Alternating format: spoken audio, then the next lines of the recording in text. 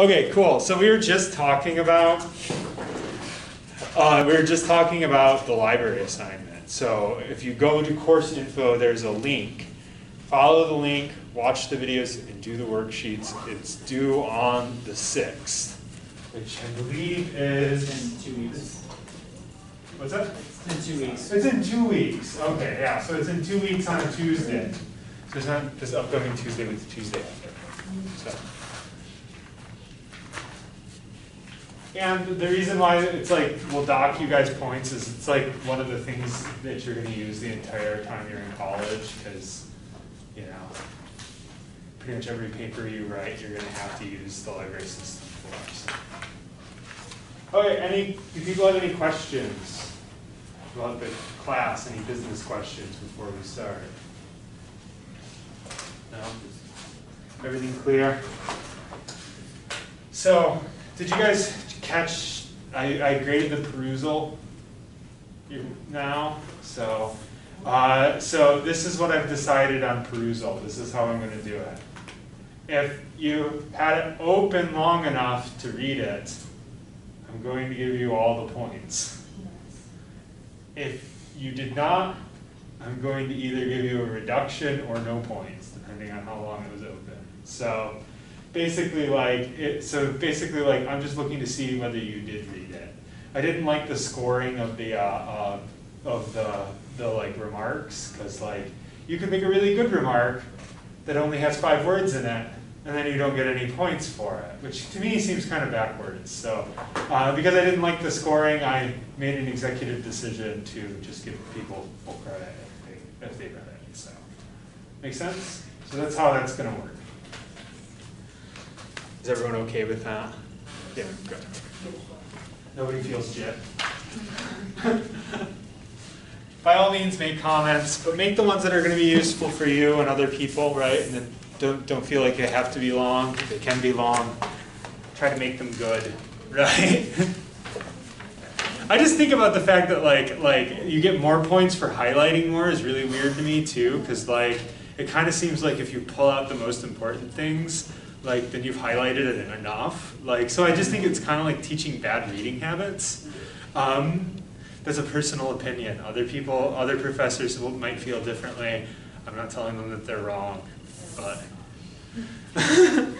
So if you come across somebody else who does perusal, don't be like, Dr. Hellman says perusal is not good, so you shouldn't be using it. Different methods of teaching are protected under intellectual freedom. So I'm by no means suggesting other people should have the same opinion. Okay, so today we're going to talk about simultaneously both of our examples of the Benedictine value of learning, the love of learning. So we'll start with the one from last week that we didn't get to because of the worksheet, and then hopefully we'll roll straight into the art one. So, okay, love of learning. What's our value here?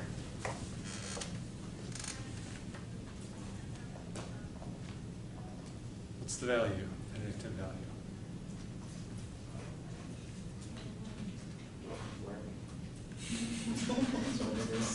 Well, there's more. What's the yeah? So that's the phrase for it, right? But what's that entail? So the words underneath it are: we believe rigorous scholarship in the liberal arts rooted in monastic tradition leads to the discovery of truth. To strive for wisdom lived in responsible awareness of oneself, family, society, nature, and God. So what do we mean by the love of learning? Learning involves what?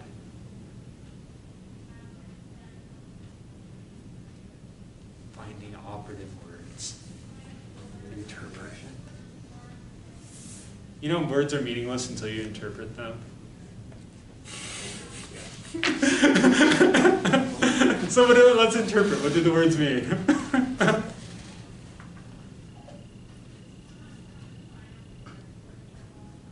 What does love of learning involve? So love means deep affection, and it can also mean respect. Of is a word, and then learning means that you're getting more information or skills. So like loving getting more information and skills. Yeah, so yeah, we could deconstruct the phrase, and that's a good deconstruction of the phrase. Let's deconstruct the meatier part, the description, right? Because the description is the explanation of the phrase, right? But let's get into the... It's not just like about like learning like an individual skill or discipline, but like striving for like truth, which will involve multiple perspectives, or like looking like at yourself, or then like the people around you, or then like where things come from, or like nature itself. So it's kind of like lots of things put together. Yeah, so one is that it's a broad, like by here we mean a broad education, working on oneself. We talked about that before, right? And yeah, one thing that you catch that's definitely in there is this idea of awareness, right? Like, so learning isn't just something that you do in an ivory tower and then are like, okay, great, cool, I learned, I'm the smartest person ever, me. Instead, it's something you use to construct your awareness of the world around you, right? And that's that long list, right? Yourself, your family, your society, nature, God, right? And so like just thinking about those things as things that get bigger and bigger, right? So like in essence you are like positioning yourself within the world, right? And that's what it be in some ways. That's how you understand yourself. You understand yourself by positioning yourself in the world. This is like first day of intro lecture, right? For sociology, right? Positioning yourself in the world. So that's one way that we mean it. What do we mean by learning? So we got the liberal arts, the broad thing. There's something else in here about learning. Learning is what? What doesn't say it believes it? Scholarship. Rigorous scholarship. So is learning easy? No. Can learning be fun? Yes. So he's like, no, not at all. In some ways, like, and this comes through in what we were looking at. In some ways, like we kind of turn learning into something unfun often, which it really shouldn't be, because by nature we're what? What are we as human beings? I heard somebody say something. Intelligent. We're intelligent beings, yeah. Or like curious, like want to know more. Yeah, by nature we're curious. Learning is just harnessing that curiosity for something, right? So the difficult part of learning is to do it right. It has to be rigorous, it has to be systematic, it takes work, right? But it also fulfills something very intrinsic for us, right? It fulfills our curiosity in a positive way. Is curiosity always good? No, and that's kind of like on the sort of reading section on the liberal arts, there's this sort of like definition between curiosity and pia curiosity. If somebody does, who was my Latin speaker? Who was it, or Latin reader?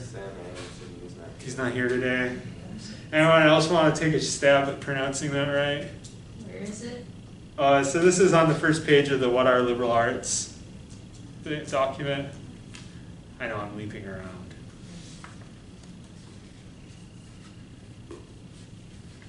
So they make this distinction between curiositas, we're just going to go with that, it's not, and pia curiositas.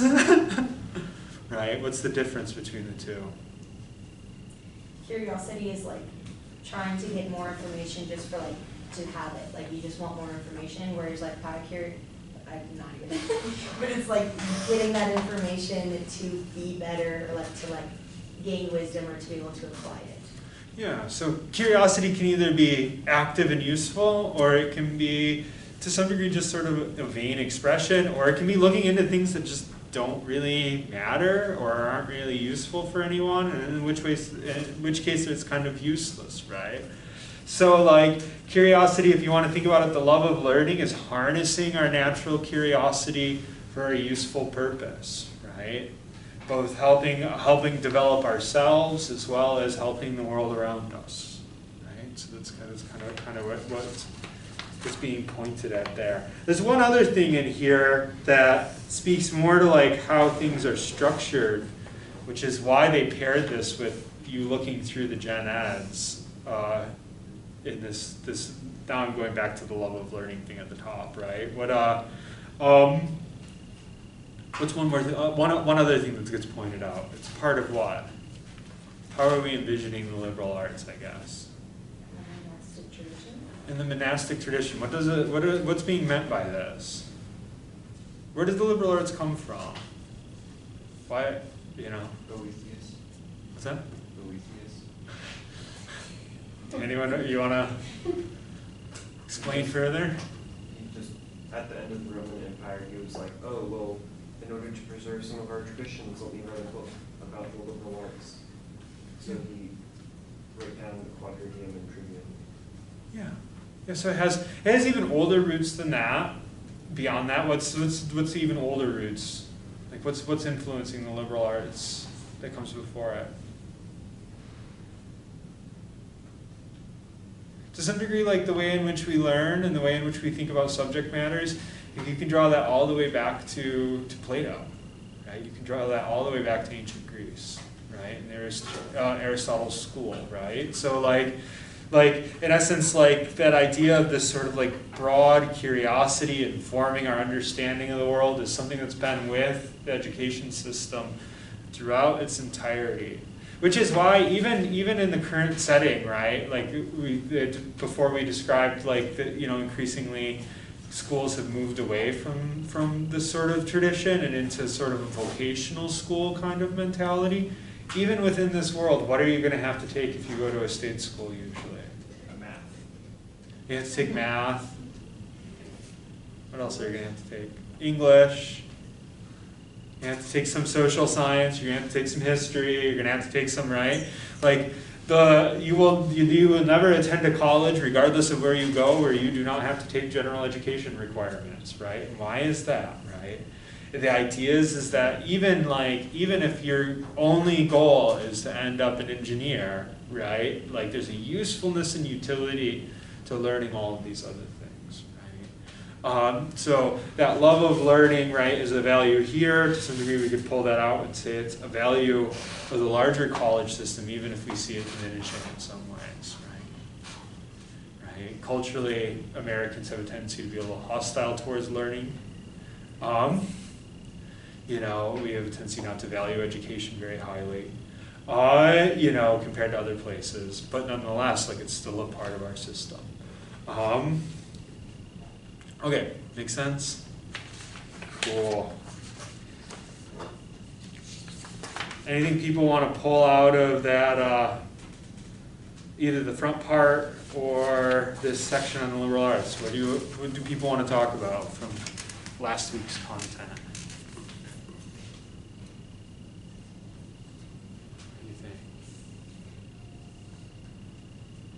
Do you guys remember this stuff from last week still? That was last week. What's that? I said that was last week. That's a great illustration of what, like, in some ways we hope that you won't do with what you learn, right? No, but seriously, like you have a tendency to we have a tendency to bracket and data dump, right? And this is actually like in some ways like one of the biggest obstacles to our learning, right? So like in reality, like we should be sort of like taking these different, things that we learn in different places and applying them from one thing to another, right? But we often don't. And the reason why we don't is we think in a very bracketed way sometimes. That's not a harassment of you. It's okay, I know. I'm not trying to give you another crisis on top of your existing one. It's okay. So yeah, so in a lot of ways that's why we have so all those things you filled out, right? And that's one of the reasons why when I had you guys fill out the worksheet, I was like, build it more as like a dream, like what do you want to learn? Like what do you want to get out of it? And like a lot of ways I think that really should be our attitude towards the liberal arts, right? You have a natural curiosity. This is an excuse to fill it. Like don't think of it as just like taking this or that, right? Like this is actually, in a lot of ways, like some of my favorite classes when I think back are the ones that were gen eds. And I think you guys will probably find the same. Like I complained a lot about taking general education requirements, but I still to this day will think about things I read in our theory and literature or something, right? Like that there's actually a lot of usefulness that comes out of that training. And it's like I said, some of my favorite classes. I love looking at clouds and thinking about meteorology. Okay. Anything else from here? Did anybody catch this? So if you look at that, the thing at the end of this document, this is the, sorry, not this document. This document, right? If you look at the very end, there's that hue of St. Victor's Division of the Arts. You guys see that? What do you notice about these divisions? In particular, like, what do you notice about this graph?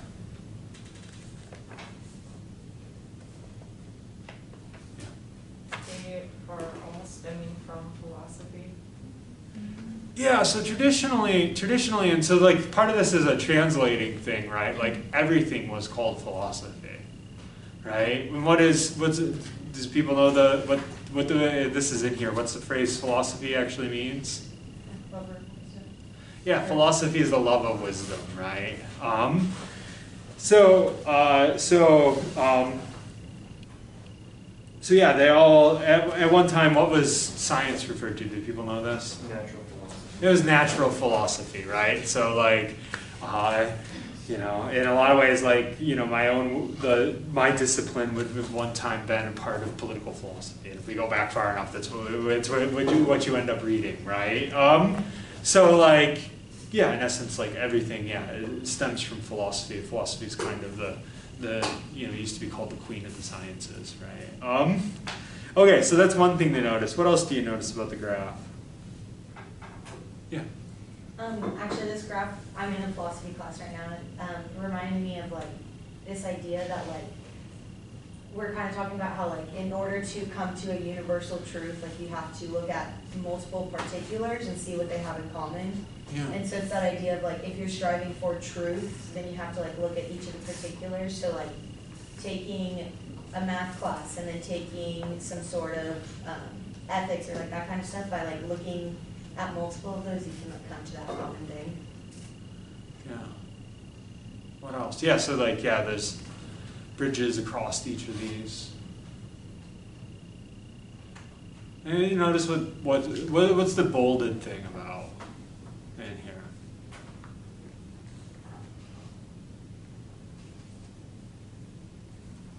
There's the classical liberal art courses, arts, 7 classical liberal arts. Yeah, so the 7 classical liberal arts, what are they? Grammar, arithmetic, music, geometry, astronomy, dialect, rhetoric. Do people know what these? Dialectics. Oh, sorry. I just said it wrong. Dialectics. Do people know what these things are? Okay, so what's grammar? Proper writing. No, not necessarily how it's meant here.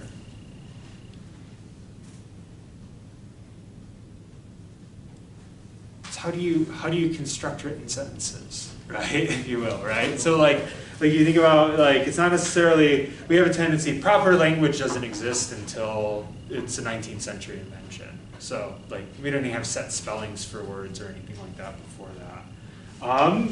So grammar as we think of it doesn't exist, right? But it's literally like, how do you use writing, right? That's kind of what grammar is. Arithmetic, I think that's pretty easy, right? But it does involve arithmetic here. It does involve something that we don't normally think of as arithmetic. It's logic, right? So logic is also a form of arithmetic, right? What does arithmetic give you? What's the whole point of it? Why do you learn math?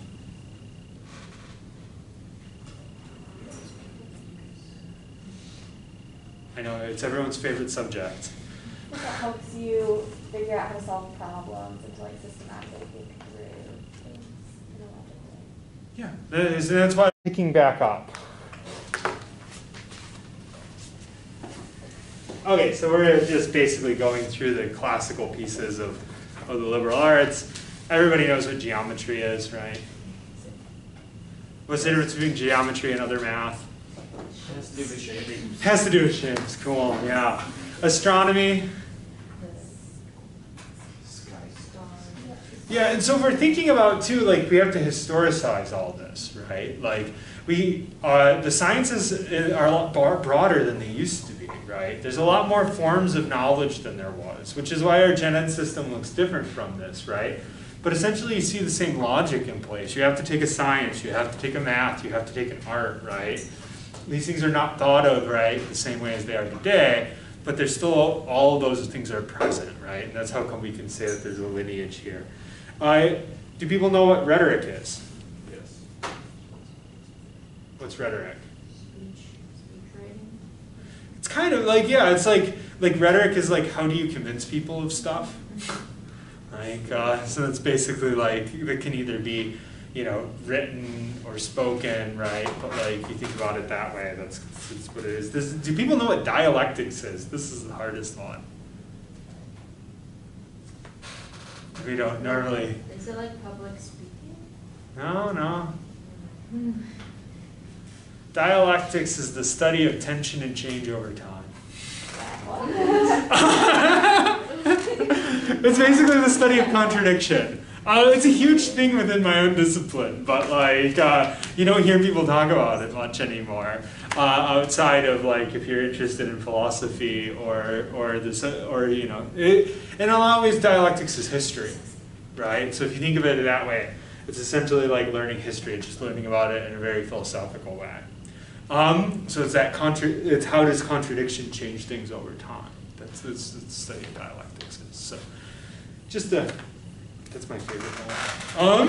Anyway, so okay, so those are the bolded ones. What do we notice about where those things are?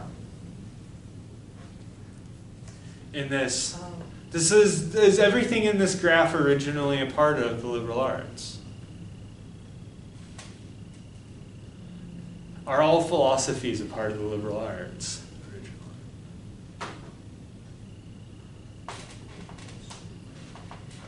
originally? Which two do we find the bolded ones in? Theoretical arts and language arts. Yeah. So it's language and theory, right? That's basically where what the liberal arts was originally, right? And the sciences, some of the sciences are a part of that, a lot of them aren't. What isn't included in a traditional liberal arts program? What's that? A lot of different things. A lot of different things, right? So, which are the two categories? The like more technical things, so like the practical arts and the mechanical arts. Yeah, the practical and mechanical arts. So in a lot of ways, like application isn't covered in traditional liberal arts, right? That essentially, like that's something that you would do after, right? Which is kind of how we still structure things, right? So like, you know, in the ancient world, like you might go to college, learn the liberal arts, and then you might go on to be a doctor. Being a doctor is a part of the practical arts, right? It's a mechanical art. If you think about the body as a machine, then that makes sense why you would call it a mechanical art. How does the body work, right, is your question. It's not something that you're going to learn early on. It's something that you're going to learn later. If you think about it, we just kind of took those 2 degrees and slammed them into one, right? So basically, like, in a classical sense, all of you guys are working towards, right, some level of proficiency in these applications after you get a grounding in, right, basically the more broad, right, knowledge base to which you can apply, right, what you're doing. Right? And then a lot of those simple skills, like the ones the core, the things that everybody has to take, it's because no matter what you go into, you're going to have to be able to do it, right? So like, technically speaking, as much as this depresses me to say, if you're a nurse, you don't necessarily need to know sociology. It might be useful, right? It's good to know. You should probably have something that you take that helps you understand the world around you and the society in which you live, right? But you don't necessarily need to have it from the perspective of my discipline, right? But you'll all have to be able to get in front of people and talk, and you're all probably going to have to be able to write well. These are skills that, like, if you're a business person, if your big thing is making money, you're still going to need to be able to talk, and you're going to need to be able to write. So, like, that's why it's structured the way it is. Make sense? So you can kind of see that in that classical division, right? Yeah, so that's basically, so you wouldn't necessarily learn ethics in the liberal arts program originally, but you know, now you Anyways, okay, cool. Everyone good on that? How we doing on time? Still have, I always forget when this class ends. Is it 10 after? What's it? It's 15. Yeah. 15 after? Okay, cool. Let's talk about, gosh, screwed up my phone. Sorry. This is my only way of keeping time when the clock doesn't work. I really should like invest in a watch. Okay, considering that like I have like 3 classrooms this semester where the clock doesn't work, so I'm just like awkwardly getting my phone out all the time. It just feels wrong. Okay, so that's the one way in which we applied this love of learning, right? Love of learning within the general education system, right? Basically. So what? I never said the phrase, it is a habit of mind. The habit of mind is questioning and posing problems. So these are all various ways in which you question and pose problems, right? That's how you can think of the general education system. Okay, our habit of mind is applying past knowledge to new situations, which we're already nodding at and me harassing you, right? So professors love it when you bring up stuff from classes that are not theirs, right? Even if they're from other disciplines, right? Professors don't like it when they tell you something and then a week later nobody knows that. But as a general rule, like some continuity of knowledge, right? And it basically and that gets back to like knowledge is pretty pointless if we don't do it that way. So applying things to new situations is what it's all about. That's where actually the utility of learning comes in, right? If we don't eventually apply it to our lives and other people, it's entirely worthless.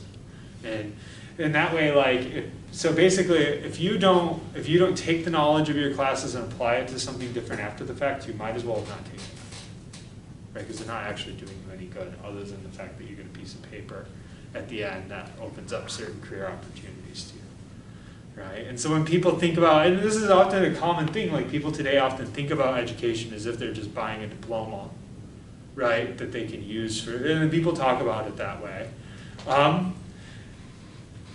And that basically shows, right, that like if you do, essentially people who do that, their education probably isn't really going to help them much. So one of the essential skills is this skill of applying past knowledge to new situations, right? Okay, so what's our example here of applying past knowledge to new situations? What do we see?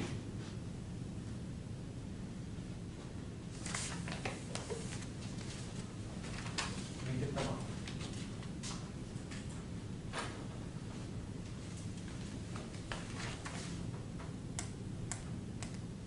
Are you going to work? I hate technology. I'm a total Luddite. I thought it was pronounced Tuesday. Maybe I'm probably.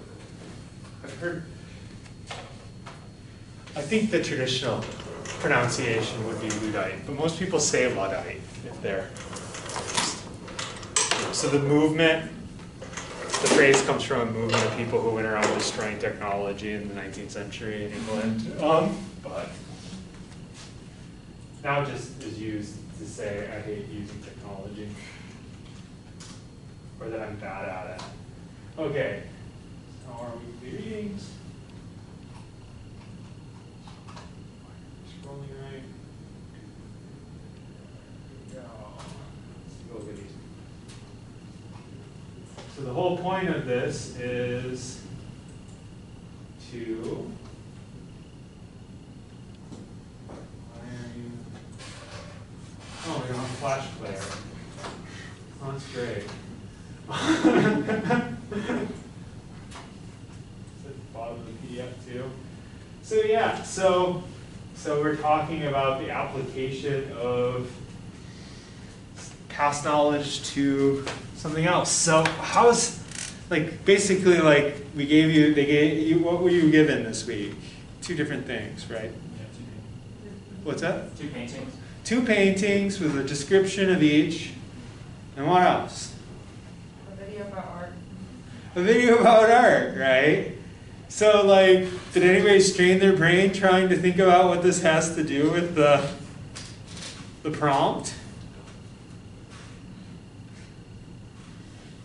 Because it's not and I love the way art people think, because like it's not intuitive, it's not obvious, but you can there's a connection here. So what is our habit of mind for this week?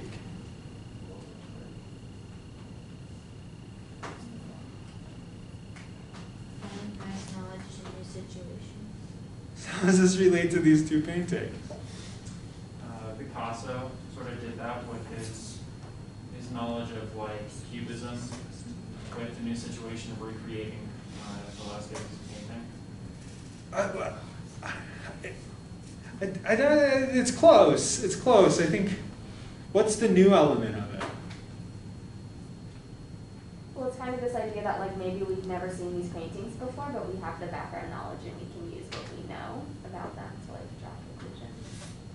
So one way I think you could interpret it, is that like the tools of formalism, you're essentially applying it constantly to new situations if you're using them. But then, like, why are we given two paintings that are the exact same? These are not the exact same. But formally, they are in a lot of ways. They're very similar formally. Because, like, you look at it, and is this the same painting?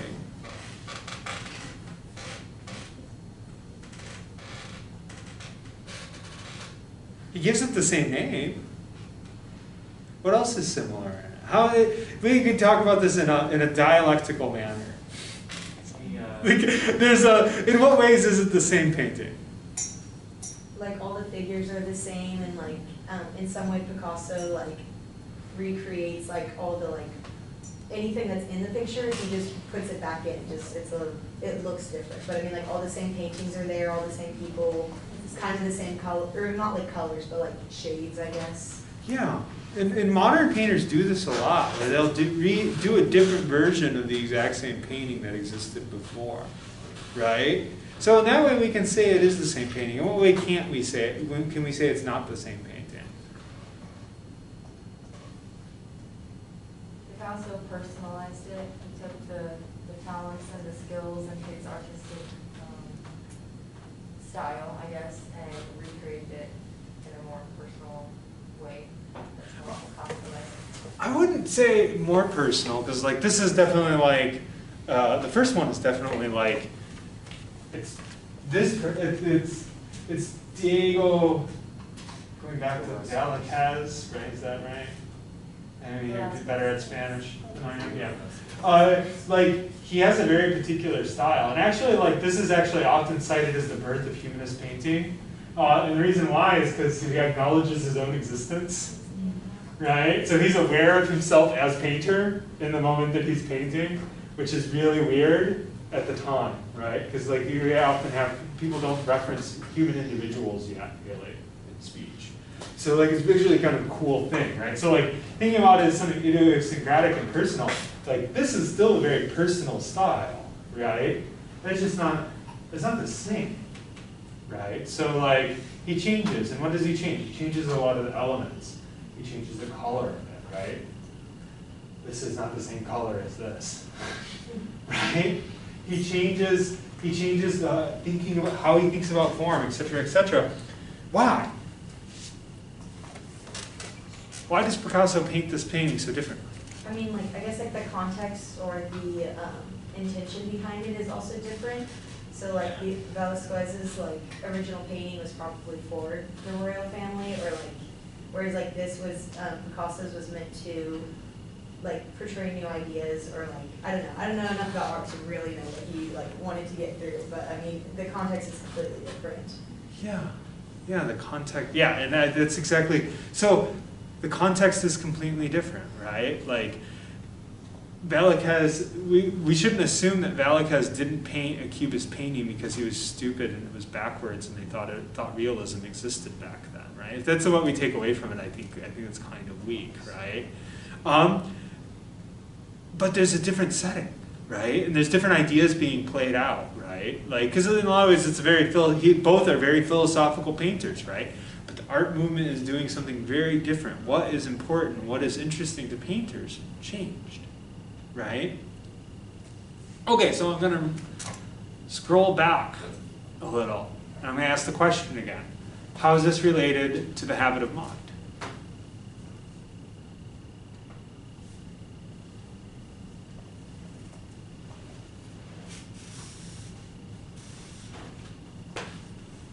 I mean, like for the individual painters themselves, like they kind of had to make use of that like love of learning because they weren't just like, or they were using like since the context was different, like they each were like using their own perspectives or like different like that kind of stuff. But then also for us, like it's important that we don't just come at this from that like singular mindset of like, oh, Velasquez is stupid because he kind of paint like cubism. Like you have to recognize the context and like you have to use like multiple type of things. So it's like the painters and ourselves have to use it when looking at this.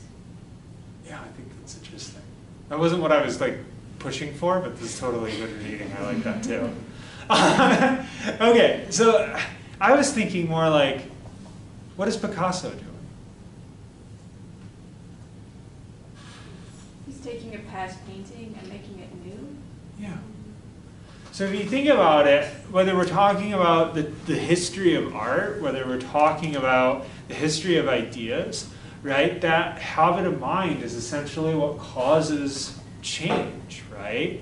Essentially, it's us interacting with with old information in a new context, right? So this is why thought changes, right? This is why, and to some degree, this is a good part of why institutions exist at all, where people study things, right? It's because it's not because what people in the past did was wrong or bad, but it's because it doesn't have a direct utility within the current context, right? If you want to understand so anybody here into one of the arts, is that going to be one of their things?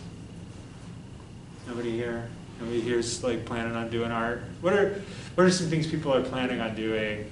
Anybody here going an academic route rather than a practical route? Are you all, yeah? Kind of, yeah. I would love to work in a college in an academic setting like that. Are you English?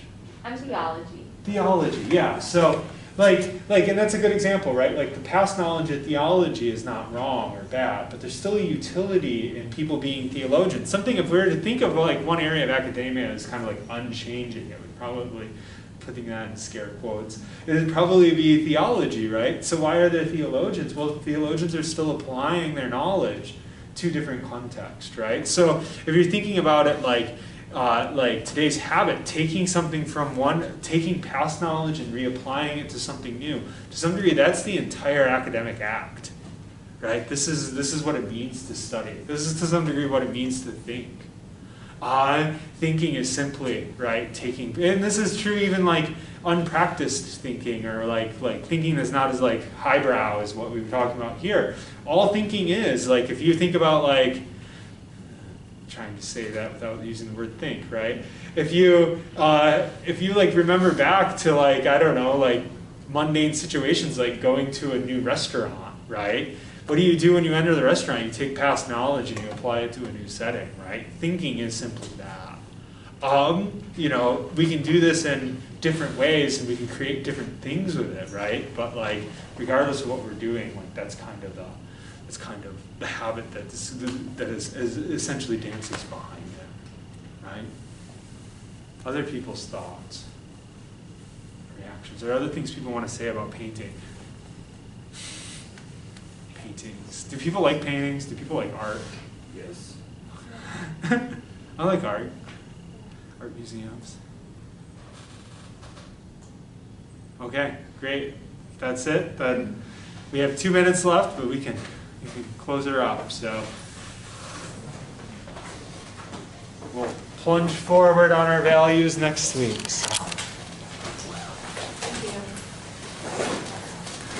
How are people doing, by the way? Still doing good? We got an email talking about people feeling burned out. Are you guys feeling burned out from the lack of breaks, or because you have nothing to compare it to? It's